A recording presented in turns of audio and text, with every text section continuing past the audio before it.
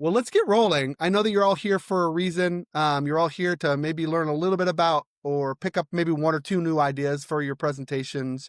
And I'm really looking forward to sharing those ideas and supporting you, obviously, however I can. This is going to be really, I would say informal. It's your opportunity to ask any questions or just stop me when we go through. I would love to know maybe just one thing from you all. What's one thing that you're hoping to get out of this? You signed up, you saw my advertisement, you saw kind of that promotion for you. And I know that Christian, you said a little bit that you've got some stuff you're working on, but I'd love to hear from you. What are you hoping to get from our time together?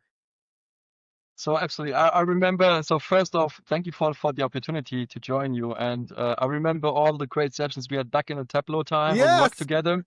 So now remembering this, it's like always you can do something a little bit better about your presentations. You know, it's like the first entry, the first intro call you have really sets the stone for the success of rest of all the engagement. I think we are okay with the slide decks we have. And I recently just had a meeting, on-site meeting with the CISO and the CIO of a German enterprise company, and I think it was good. But it's like you have lots of tricks and tips. It's like how to make it more compelling, how to engage better with the persons, to tailor it more to their needs and demands. And at the end of the day, time is the most valuable thing, and like giving them the feedback. It's like this is good invested time. I want to talk to this guy again. It's like, and I know you're a master of that, and yeah, this is what I'm looking out, getting out a little bit of today's meeting. That I get some, tips, hints and tricks, it's like to perform a little bit better, to engage a little bit better, drive a little bit more outcome. That would be amazing. Love it. Yeah. Happy to help. Hopefully, and so it's so good. By the way, your Taylor is also a fellow Tableau alum. Okay. Yes. Great. There we go. Yes. Nice to meet you. Thank you, Yeah, Christian, nice for to that. meet How as about you, well. Taylor?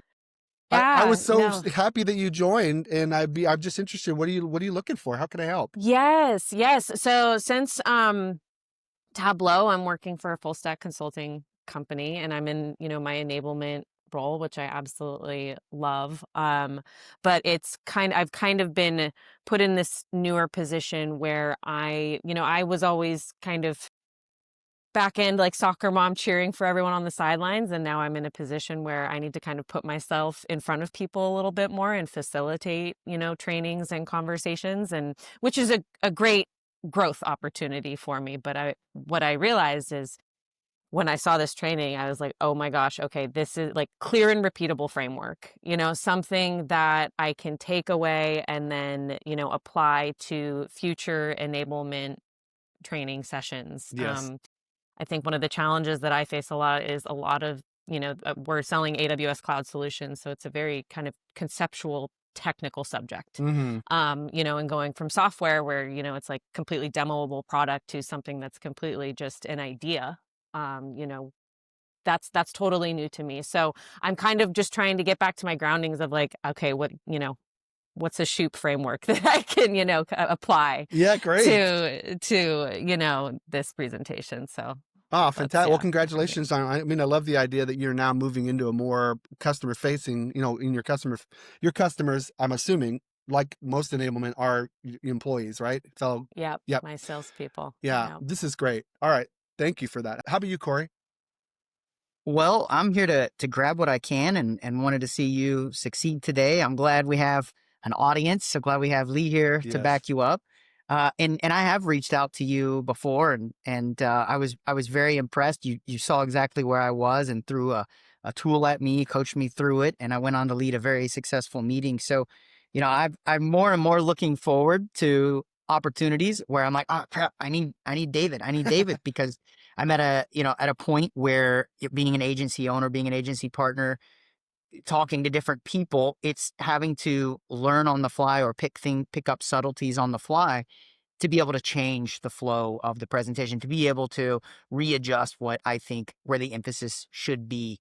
And so understanding these frameworks has been very helpful. It's something that I've been applying from the last time that we kind of went through the overview of the SOFA system. So I'm interested to see what the application of that looks like for Taylor, for Christian, for Lee, just to have more of a thorough understanding of it. Love it. Yeah, well, this is great. Well, thank you so much for sharing, team. I'm so glad. I'm glad we had a small enough group where I can get everybody's thoughts and instead of just in the chat, we can have some ideas. And so hopefully we can make that happen. This is me in New York, Taylor. When I lived in Long Island City for years. This was me doing stand-up comedy. Think about your favorite comedian. Think about the comedian that you love the most, or comedians. I don't know. Does any come to mind for either of you? I like Shane Gillis. Yeah. Okay. We've Yes. seen him at the Comedy Cellar a couple times. He's pretty good. I mean, you go back to the classics though, Seinfeld. You know. Seinfeld's good too. Yes. Cool. How about you, Christian? Do you have a comedian that you listen to or find humorous? Actually not. It's okay. You can have mine or Taylor's. Okay, I'll take. Yeah. my favorite is Jim Gaffigan and Brian Gaffigan. Regan. Two Okay. very, very funny. And then Shane Gillis is funny. Also, Nate, oh gosh, I'm going to butcher his name. Bargatze. He's also quite funny. I don't know. I love stand-up comedian. I share that with you because the first 30 seconds of any comedian's routine is extremely important, right? They've got to get laughs early, right? And they're considered the most important part of the routine. And I did stand-up comedy for close to, as you can see in this handsome images of myself, years and years and years ago. I did it for about 3.5 years when I was in New York.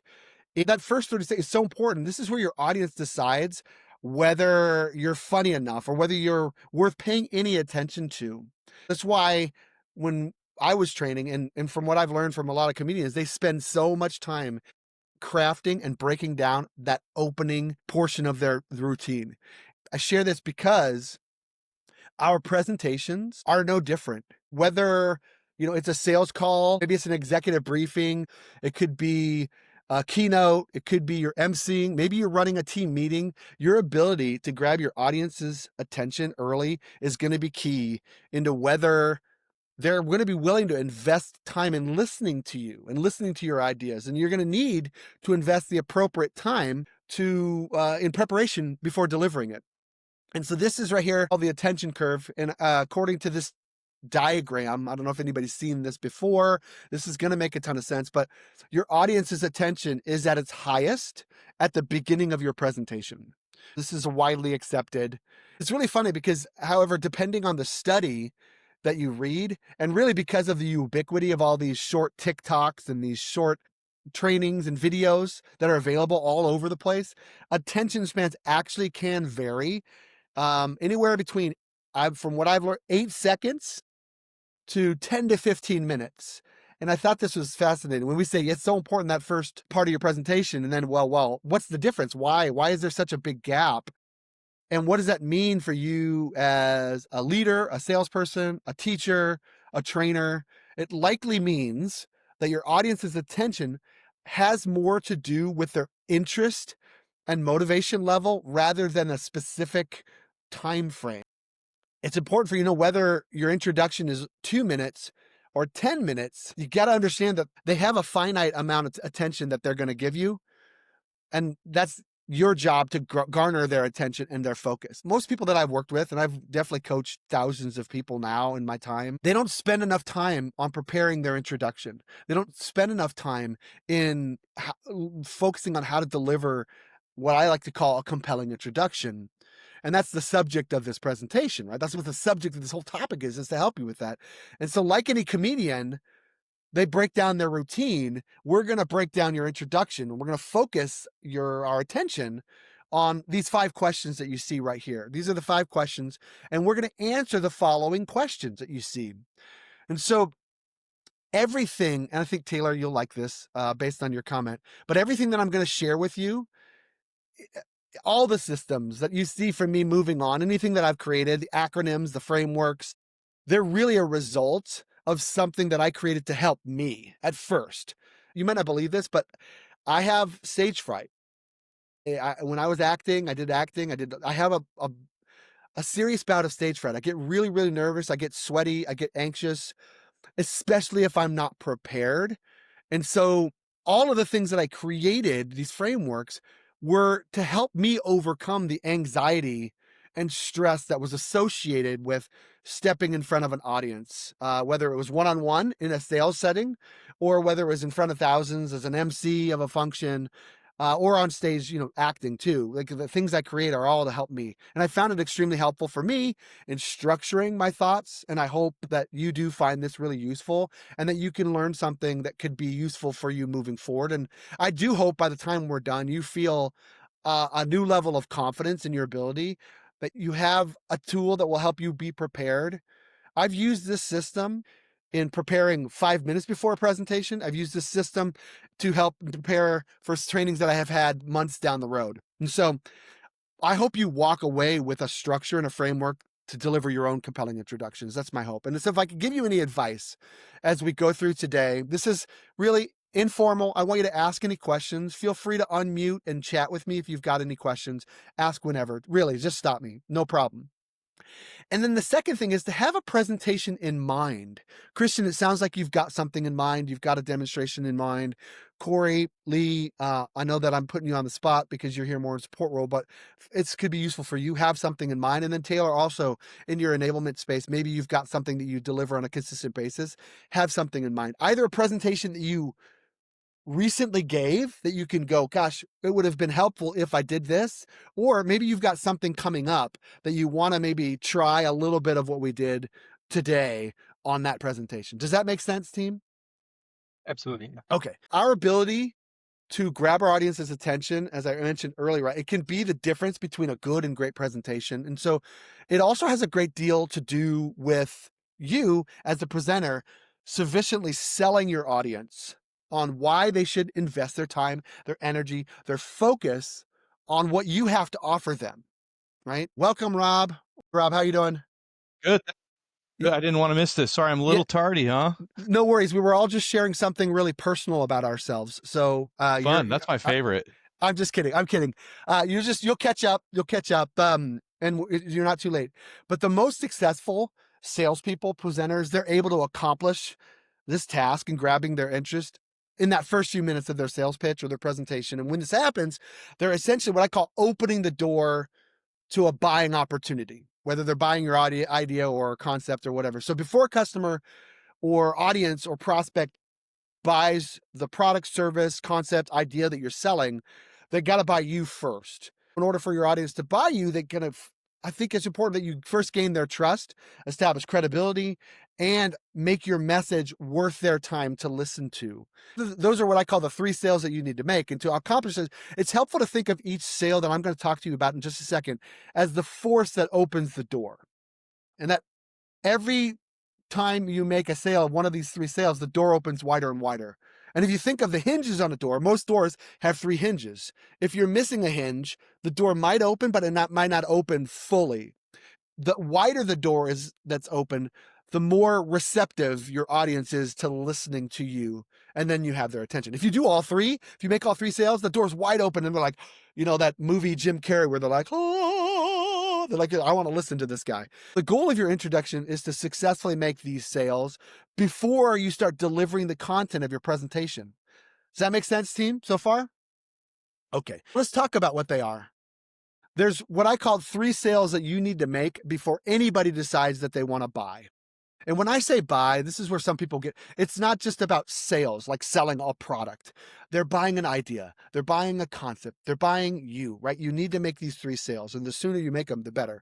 And so the first sale that you want to make, and again, feel free, Rob, you didn't know this, but feel free to interrupt or ask questions or share any thoughts that you have as we go.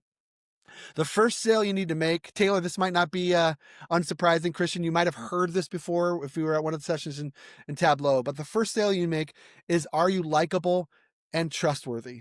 And I'd love to reach out to you as a group first. When you think about your presentations, whether it's a team meeting, whether it's an enablement training, whether it's a customer event, what are ways that you establish likability or trust in your introduction? What are some things that you've done to kind of grab? We all know this, right? What are some ways that you've done to grab attention, or grab make yourself likable and trustworthy? So one piece, if I may go ahead. So one piece is whether if it's presentation in front of an audience, and it's like 30 to 50 people sitting in the room, and it's like you're also nervous. I totally agree what you have. Like it's like you have this little bit nervous thing, but it's like it calms you down, but also gives you the likability if you start with a little joke around the topic or something, or what was pending from the event day. So that's something like, and if it's an online presentation, I usually go with some small talk in advance. Mhm. Before we kicking it off, make it personal. And it's not like, hey, how's the weather or something? This is something personal. For example, I have this new headphones, and it's like I just bought this. Blah, blah. Making some personal, like 1-2 minutes to establish the rapport, to establish a connection. But also, depending on the situation, also might be the customer has something, the prospect has something, you see on the screen, you do your research, something where you can jump on it, bring it up, and try to establish a connection. This is what I do. Yeah, so you're looking for ways to establish connection. Taylor, Rob, what are the things that you've done or that you imagine you could do to establish likability and trust early on in that presentation, like right at the beginning? It sounds kind of obvious, but turn my camera on. Yeah. Since virtually show my face, smile, say hi to everyone. And then I think just naturally being an enablement role, one of the first things that I establish is I'm here to help you, so that might help people like me if they, you say, hey, here, I'm here to be of service to you. Yeah. I find that actually really helps, especially you calm down. For my anxiety, if I remind myself, it's hard to be nervous when your mind's on service and you let the people know. They sense that, so that's good. Rob, does something come to mind quickly that you do to establish likability? I mean, I don't think I'm very likable, so I just don't even bother. I don't believe that one bit.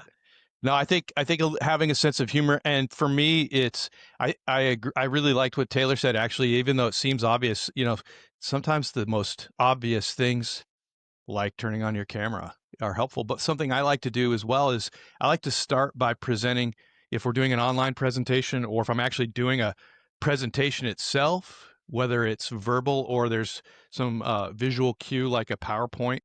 I like to just go through, well, here's what I had planned for us to discuss today. What matters to you? And I'll go around and ask each person, what's 1 or 2 things you want to get out of our meeting today? Desired outcomes, what I target, because people are busy. I don't know if you noticed this, but this just seems like everybody has 3 jobs almost with the amount of activity and busyness they have. And so let's see what their deliverables. I might have 4 things on my PowerPoint slide for an agenda, but maybe only one of them really matters to the majority of the audience. That's good. Well, hey, you missed it. Well, we just did that. We asked them, the audience got a chance to express what they were looking for. Rob, it's almost like you checked out my slide deck ahead of time. This is great. I actually, Rob, you're going to really appreciate this, but this reminds me, I used to sell memory training. So back in the day, so I have a memory training course that I have offered and delivered many times in the past. And it was my first year at this company, Freedom Personal Development, and I was a memory training kind of salesperson. I was selling workshops. And I was breaking our company records in my first year. My first several months, I was already on the track. I had some of the best months, weeks, and days. And the owner of the company, Roger Shoup, he decided he wanted to come out and follow me to figure out kind of what was it that I was doing. And I don't know if you've ever had the owner of the company come out and like fly out and follow you. But I had an entire 3 or 4 days with him just shadowing me on my appointments. And I filled my calendar up and I had a great week. I literally had one of my better weeks. And so I thought, at the end, he never gave feedback until the end, after the end, which was really hard to, he wanted just to see me work. And I remember sitting down with him after having a really, really, really solid week and going, you know what? I mean, he's going to love me. He's going to give me such great feedback. It's going to be amazing. And the first thing he said, he says, you know what, Shoup? Most people call me Shoup, by the way. He says, you know what, Shoup? You're not a very good salesperson. And I was like, what? You gotta be kidding me. He says, okay, obviously you're good enough. Technically, you are not good. You are clunky, you're jumpy, you're all over the place. I can teach that. But what I can't teach that you have in spades is your clients really, really liked you. They really liked you. And so the fact that they like you, it overcame a whole host of technical sales mistakes that you made throughout the whole thing. In fact, you had people going, if this guy can teach memory training, then I can do it. Literally because you were so bad, you actually made sales.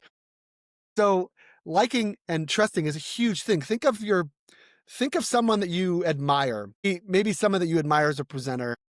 If you like them, they can make any kind of mistake, but you're going to give them this grace. But now think of someone who might even be the best presenter or one of the most polished presenters that you don't like. It doesn't matter what they say. You're going to be tuned out to them. If you're likable and trustworthy, you're going to grab someone's attention. They're going to want to listen to you a little bit more. They're going to give you a little bit of grace. So number one, like and trust. Number two is credible resource. And so, Christian, I like you. I trust you. I think that you, like Taylor said, you're here to serve. You have my best interest. You want to help. But who are you? Why should I listen to you? And what makes you the expert or the authority on this particular topic that I should invest my time and my energy? To Rob's point, we're all busy. So you need to establish yourself as a credible resource. And there's a lot of ways to do that. And today's training is not into all of that. Actually, what we're going to do with the SOFA system in just a moment, that is really where you can start building credibility. But what are some things that you can do to establish credibility? If you think about my presentation at the beginning, Rob, you weren't here for it, but is there anything that you saw that I did that might have helped me establish some credibility? Did anybody hear what I maybe did early on? Absolutely. It's about presentation, and you were like the hardest way to do it as a stand-up comedian, to put it up and, giving the feedback, how you're feeling, how you overcome this, and proved and demonstrated your confidence in that area. So this was the beginning. I heard you share it a little bit. I opened with stand-up comedy as a story, but then what I did is I took that story and I paralleled it to the presentation world. And then I even weaved in that I had coached thousands of people. So I didn't just pump my chest and thump it. I actually weaved my credibility within a story. So that could be a way that you do it, is you weave in a little bit of credibility. Another way that you can get credible is if I have someone like, let's say I had Corey or Lee introduce me to you all. And I know, Taylor, you know me, Rob, you know me, Christian, you all know me in some ways. And so, I mean, maybe I already have a little bit of credibility there. And in some ways, it's harder when you're coaching and chatting with people that you might know a little bit. What are you doing to be credible? How can you build that up? That's number two. The third sale is it worth listening to? Has anybody heard the phrase, what's in it for me? Mm-hmm.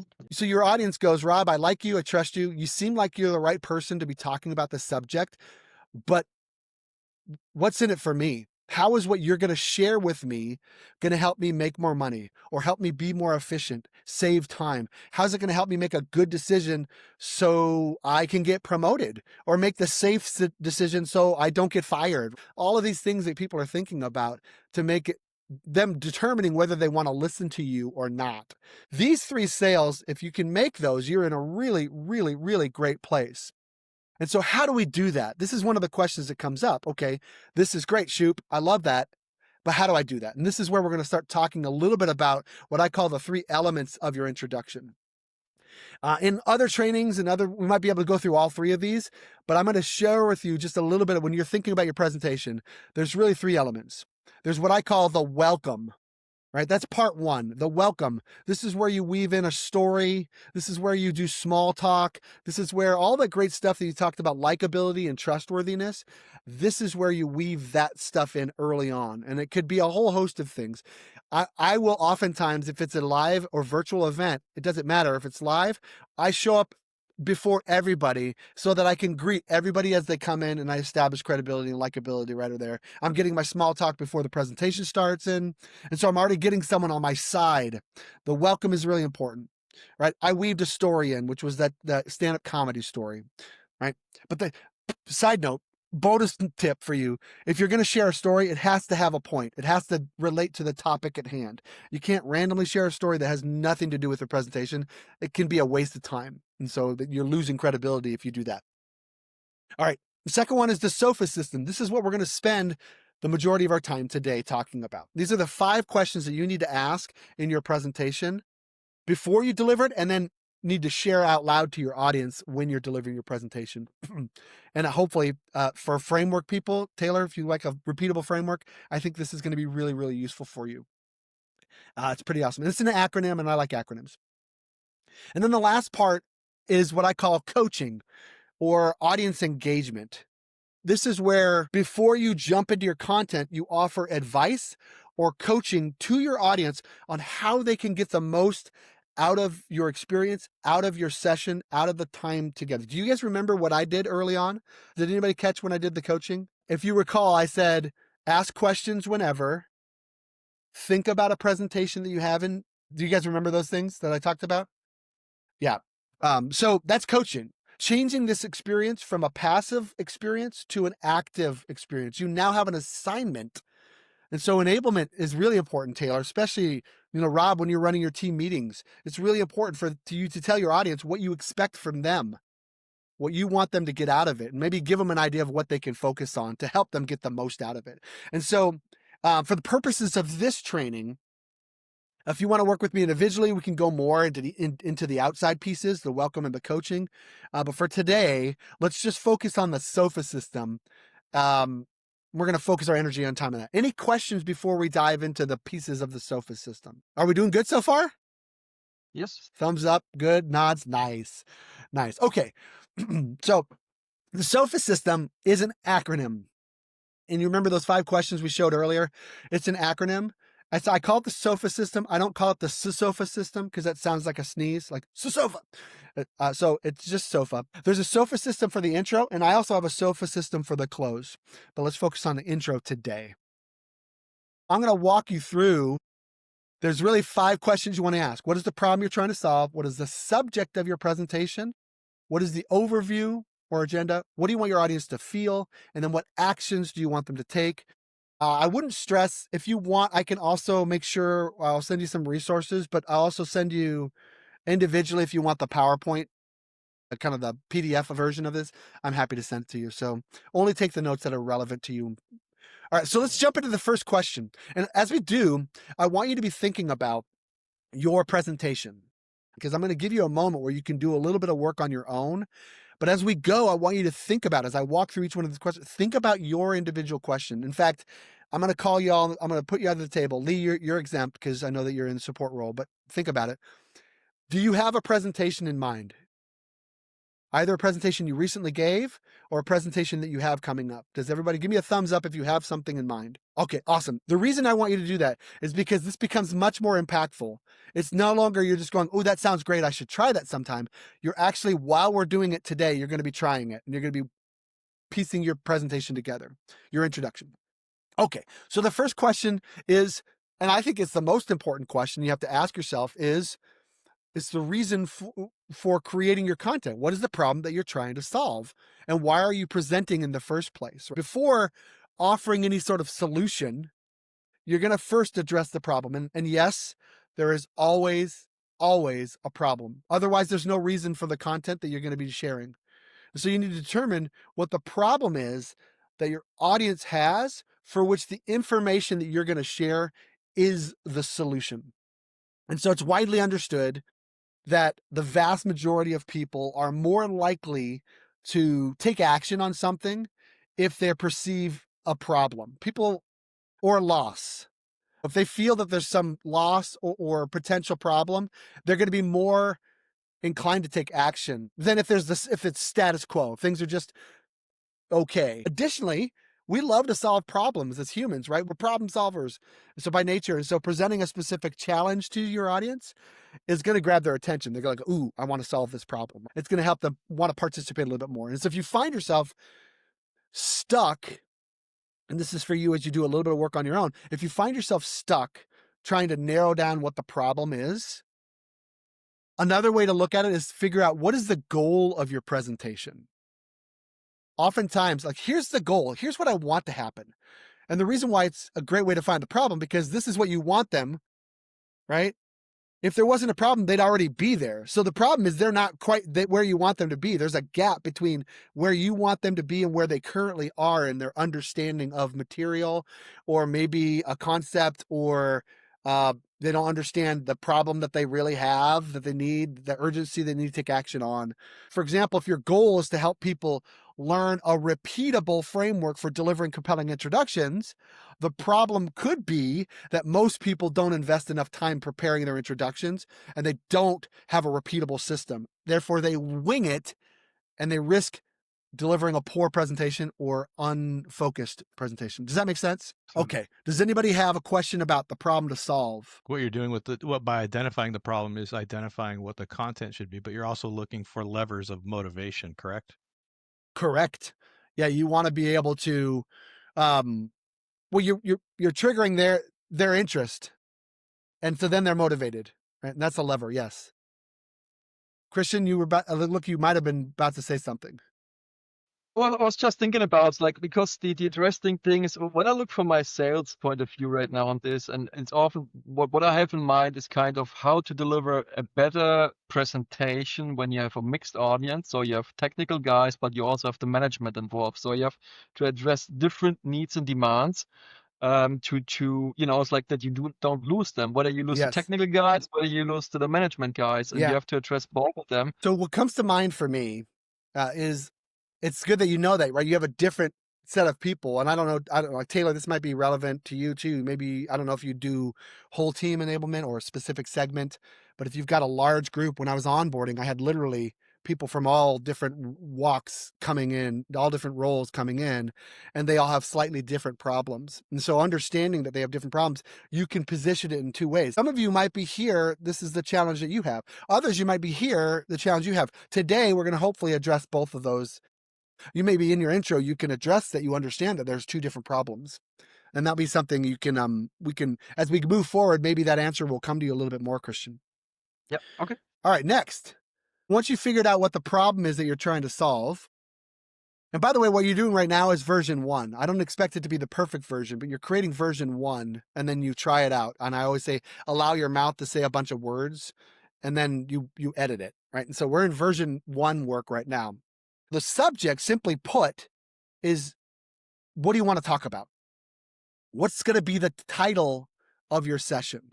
After you've answered what the problem is that you're trying to solve, you're going to be able to decide on the main focus or subject of your presentation based on the response to the solve question that you answered. Right? So don't overthink this. Right? The subject or title really should be simple.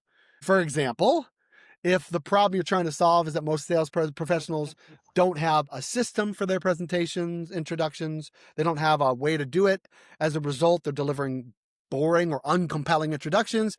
Maybe your title could be delivering a compelling introduction. Don't overthink it. I'm not like trying to go 75 steps to curing your introduction problems and it's just simple. Don't overthink it. I don't know that we need to spend too much more time on this particular topic, unless anybody has any questions on this one. No. Okay, good. Okay. Simple. What's the title? Next is, what is the overview, right? What are the main talking points of your presentation? Another word, like, what's your agenda? And so actually, this is surprising how many times I see this. If someone's going to show an agenda, they'll do a list of 6 or 7 or 8 things that they're going to talk about. And from a memory standpoint, it's very difficult for your audience to recall that much information. And especially if you've got a shorter session, I would say anywhere from 2 to 3 major topics that you're going to talk about. It's not uncommon that the topics, if you have multiple, some of them could fit under a topic. They could be a subtopic. Really think about what are the major talking points, because you don't want to confuse your audience with too many things. If you've got a 60-minute session, 4 agenda items is probably the most. Our brains can't process as much. So you want to have a few, think about that and maybe, write those down. What are the 3 major or 4 major talking points? Maybe even it's just a couple. This one we're going to spend some time on. Okay. So what do you want your audience to feel? Feelings do inspire action. It's useful to share with your audience what you want them to feel. And most people miss this one, right? Your audience is thinking, what's in it for me? So it's really valuable to address the feelings that you would like them to experience as they participate in the presentation or the training. This is probably the most important part of your SOFA system, and yet it's the most overlooked because people are like, I don't want to express the feeling. I used to, Christian, this might relate to you. When I was in London and in the Frankfurt office, it was not uncommon that when I got to this part, they go, well, we don't really talk about emotions here. And I'm like, just try it. Just try it. Most professionals, they don't put much, if any, thought into what their audience should be feeling. And they're missing a massive opportunity to influence the experience to persuade your audience. Ask yourself, what are the benefits going to be for them, and how are they going to feel as a result of those benefits? Do you want your audience, as a result of your training, Taylor, do you want them to feel supported? Do you want them to feel, Rob, you want them to feel a sense of urgency in the moment so that they start moving? Because do you want them to feel like, a lot of times when I was doing some trainings for technical products, you want the audience, they want them to feel frustrated that they didn't buy this product sooner. Be honest. What do you want them to feel? Do you want them to feel open to new ideas? In my case, I wanted you to feel confident. I wanted you to feel prepared with a structure that's going to help you succeed. I put some thought into it, and then I said it out loud. Think about your presentation and think about your audience and your goal that you want them to experience. What do you want your audience to feel? Take a moment and write it down. Think about it. And I usually come up with a couple as you're writing it down. I usually come up with a couple. If you're going to do a negative, like you want them to feel frustrated, or you want them to feel concerned, or you want them to feel upset, which is perfectly fine, I will back it up with an optimistic one. I want you to feel a sense of urgency, or I want you to feel maybe a little frustrated that you haven't taken action on this sooner, that you didn't put some time in thinking about your presentation earlier, so that you have hope that this structure is going to help you. Something like that. If you're going to do a negative, I typically do negative and then a positive. And I typically pick a couple emotions. You don't have to. This is just what I like to do. I like to pick a couple because one emotion might resonate with one person and another emotion might resonate with someone else. What you're trying to do with your audience here is you want them to go, yeah, I want to feel that. I want to feel that. And you want to get their buy-in. Any questions about this? Did you guys come up with some emotions that you want them to feel? I'm getting nods. Yes, good. Okay. We're gonna give you a chance to kind of clear this up, and then we might even, if we have time, do some work with individuals on their specific presentation and walk you through it. The last one, okay, you've got me feeling okay, I'm feeling inspired, or I'm feeling a sense of urgency, or I feel supported, or I feel prepared. What do they do now? What actions do you want them to take? Without a call to action, most presentations have little value, right? If you don't have something you want them to do, in fact, according to Gong data, salespeople who fail to ask about next steps or set up next steps, they experience a 71% decline in close rates. Now, close rates in this case could be they didn't take an action on your messaging that you want them to do. They don't have a clear idea of a discovery call question that they need to make sure they ask, or whatever that is, or some action in their team meeting that you want them to do, they don't do it. So a good call to action is both specific, it's actionable, it's something they can do. It's got to be something they can do. And it's also something that they can do relatively quickly. You don't want an action that's going to take years for them to accomplish, or months. You want to make sure at least one of your action items is something they can do relatively quickly. All right. We've just done the SOFA system. And if you remember the 3 sales that I talked about, do they like and trust you? Are you a credible resource? And is your message worth listening to? Your SOFA system will make the message worth listening to. This is where they go, yes, I want to listen to this. A really well done SOFA system can be powerful. Okay. So before I send you on your own, do you have any questions about any one of those 5 questions? You came here to improve, and so I'm going to really challenge you. Any questions? Can the action be like a follow-up activity that you set? Yeah. Or is it something that you more so want them to do on their own, kind of untethered to any? Give me an example. What do you mean? Like, okay, practice your pitch now and send it in. That's it. You know? That's an action. Okay. When do you want them to practice a pitch? I want you, when we hang up, I want you to, or actually right now, I want you to schedule when you're going to practice your pitch. And I want you to make sure you include me or you include your manager and invite them to be there for, whatever. I'm giving you some examples of what it could look like. Yeah. But you really want to challenge them to not just go, yeah, that sounds good, I'll do it. Sure. Yeah. When are you going to practice it? Yeah. Yeah. Okay. That's an example. Cool. I agree. The topics that you have should have a logical setup for what you want them to do, what you're going to teach them in this content. And by the way, this is where I said mini sale. I want to talk about this now because you talked about that. And while you guys are working, and if you want to listen, great. But when you're delivering your overview, this is like a bonus tip. Give them a mini sale. The worst thing you could do is, what we're going to do is we're going to talk about, I'm going to share with you a little bit about stand-up comedy and how it relates. And then I'm going to talk about the SOFA system, or the 3 sales that you need to make, the 3 elements of an intro, and the SOFA system. No. You want to give me a mini sale. So give me a little bit. So the first thing we're going to do is we talk about the 3 sales that you need to make before anybody decides that they want to buy from you, right? That's important. The second thing you want to do is we're going to talk about is the 3 elements. What are the 3 parts that make up a really, really strong introduction that if you apply each one of those, it's going to be really useful? And then the last one is we're talking about the SOFA system, those 5 questions that you need. So I'm kind of doing like a mini sale because you're now getting the audience going, ooh, that sounds good. Ooh, I want to listen to that, versus just a boring recite of each item. Sell me on it, but don't take 12 hours to explain it, just a little sentence or 2. That's it. So good. I got that one. I have to do the check-in in a second. Actually, in fact, let me talk about the check-in right now, because this is something you can decide. There's a time where you can check in, right? So if you look at the SOFA system, you lay out the problem you're going to try to solve. You give them the overview, right? I'm sorry, that's the subject, and then you give them the overview. After the overview is a spot where you can check in with them. Rob, to your point, is what I'm sharing with you today, is this in alignment with what you're looking for? Am I missing anything? You could, after the overview, do what I call a check-in to get them to go, yes, that's what I want to talk about. And now they're in. Or you can do a check-in at the end of your entire SOFA system, and you've given the action. And so, you're going to have your own presentation. How does that sound? Is there anything that you would like to make sure we cover in addition to that? Am I missing anything?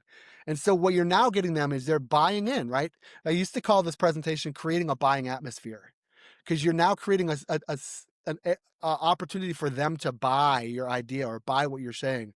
That's something to think about. Where might you weave in your check-in where you can just simply go, how does that sound? Are we on the right track? Leaders, am I missing anything? Do you like it after the overview, or do you think it's better after the entire SOFA before you do coaching? Okay. Is everybody still working, or do you need more time? Can I get I'm one more okay. minute? Yeah, of course, Taylor. Okay. 30 to 60 seconds. That's Yeah, all I no need. worries. Thanks. Okay. Taylor, you still going? Good. Okay. I'm good. Do you understand the value of that check-in? Why I think it's important to do that, everybody? To engage with the audience, to get some feedback if you're on the right track, all these kind of things. Like, it's like to see if you're walking the right direction. Yeah. You remember those first 3 sales? Is it a credible resource, and is the message worth listening to? By doing a check-in, you're getting a temperature check, like you said, of is the message resonating? Is it worth listening to? And so if there's no objections, if you're doing it with a leader, let's say you have a senior person, and they're like, yep, this sounds great. Awesome. And then also, it's also good if they go, hey, you know what? Could we make sure we talk about this? At no point is that a bad thing, because you have the power of the presentation. You can simply say, Taylor, hey, that's awesome. That's a little bit out of scope. Why don't you and I make sure, if I have some time at the end, I might address a little bit, but that's actually something that we should talk about maybe offline, you and me. Or you could say, yeah, I'll just weave it in. Or we're actually going to talk about that. I'm ahead of the game. It's all good. Like, you're the one in charge of the presentation. If they've got a question they want and they think, and they in the check-in, and you can't address it because that's not the purpose of your presentation, that's where you tell them. That's where they don't have false expectations of what's going to be covered. Very important to think about that check-in. Okay. Love it. Hey, you guys did great. Hopefully this was helpful. Do you guys feel like you picked up a couple ideas? Absolutely. Yeah. We covered actually a lot in a very short period of time. We talked about the 3 sales that you need to make is, likability, trustworthy, credibility. We talked about the 3 elements, the welcome, SOFA, coaching, and then we obviously dove specifically into the SOFA system. And are there any questions that come up from you? Do you guys have any questions about this system framework? Yes, it's very similar. It's summarize. The closing would be you're going to summarize. You're basically going to summarize the overview. And we talk about different types of summaries that you have. You're then going to open it up to questions because I don't like to end presentations on questions because there's too many variables when someone steals the focus. I open the questions and then I address the feel and then I do the action. The feel and the action are the same. The summary is essentially the overview and the O is for open up questions. Yeah, so it's a SOFA system again. I like acronyms. Acronyms from a memory standpoint can be really useful. One question that comes up is, do I have to follow this in the exact order? The answer is obviously you don't when you know the rules. You now know the rules. I've given you a framework that you can use over and over and over and over again, no matter what kind of presentation that you have, but you can choose what you want. It's your choice. And then that's perfect. The other question is, how long should my introduction be? I sometimes get at this point. And the question, it just depends on how long your presentation is.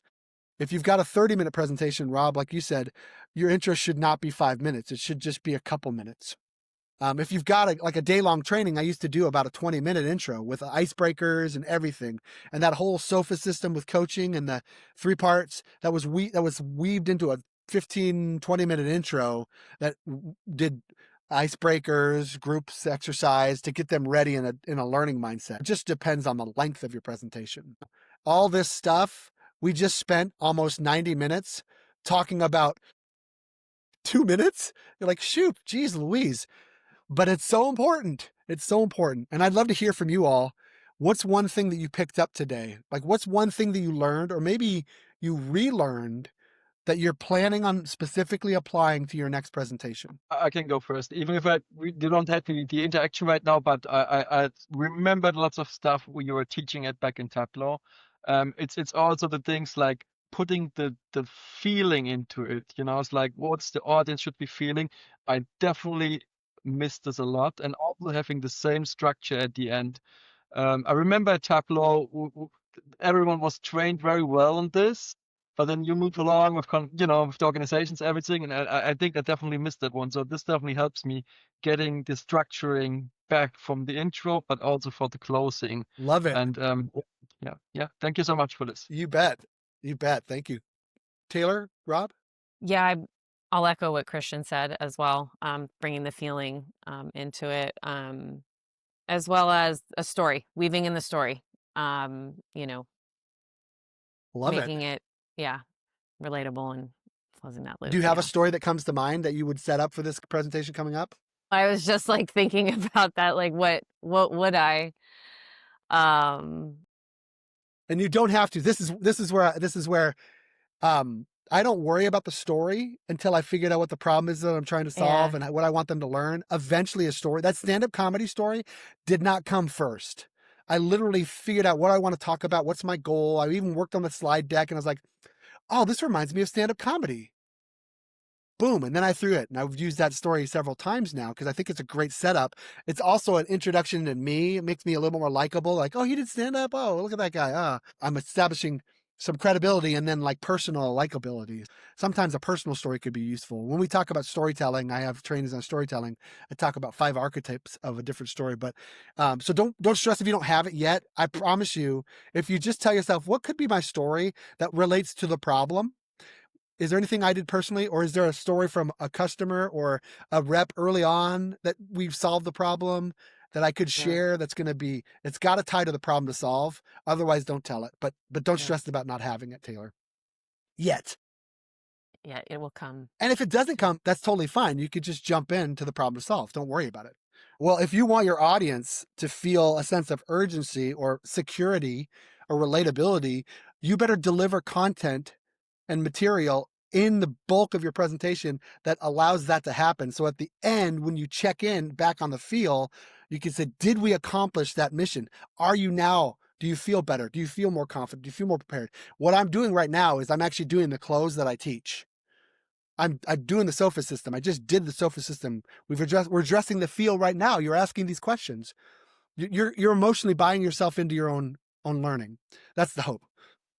Wizard. So let's talk about what we can do. And so action items, if I could give you some things to think about, apply one thing, whatever that one thing is. For many of it was the feel, right? Maybe the story for you, Taylor. Very important for you to, in this next presentation, to apply it, not just, I should apply that at some point. Whatever your next presentation is, apply it. Try it out. Just give it a try. What the heck? Join our community. You can join my community. This is a link to a free. Right now there's free. I also have a paid portion on the community, but the free one, I'm just getting it up and running. So you're welcome to join my ACE community on Circle. It's like just a community for presentation related material. If you want to schedule more time with me and you've got some questions, maybe you can see the 3 different types of ways to reach out to me to schedule time. You can do it through Calendly. A one-on-one would be, I know I want to coach with Shoup, and I'm going to pay him to coach me on a presentation. Digital coffee, hey, I've got some questions. I'm not 100% sure. I want to just run a couple ideas by you. And maybe I want to do some coaching in the future. That would be that. And then the initial leadership one is like, hey, I've got a team. I want you to present to my team, or I want to help with leadership on that. This has been really, really fun. I've had a blast. You can also, if you haven't subscribed on LinkedIn, then do that and email me or whatever. But I've had a blast. Thank you for being my inaugural group. And as I always love, we're ending on time. Perfect. And a little bit early. I'll stick around if you've got questions, but this has been fun. Also, side note, if any of you, would you guys like the questionnaire that I use to fill out the SOFA system? I'll send you that. Would be awesome. And would you like the PowerPoint, the PDF version of the PowerPoint? Yes, please. Okay. I'll send Any it and all each to you. tangibles Yes. I will take. Perfect. And then you can reach out to me for anything, any resources. You guys have free reign to do that. But I'll put that in each one of your LinkedIn. I'll send that stuff via LinkedIn. All right, team. Thanks so much. Thank you so much. This was so Thank you so fun. much. That was great. Bye. Bye-bye.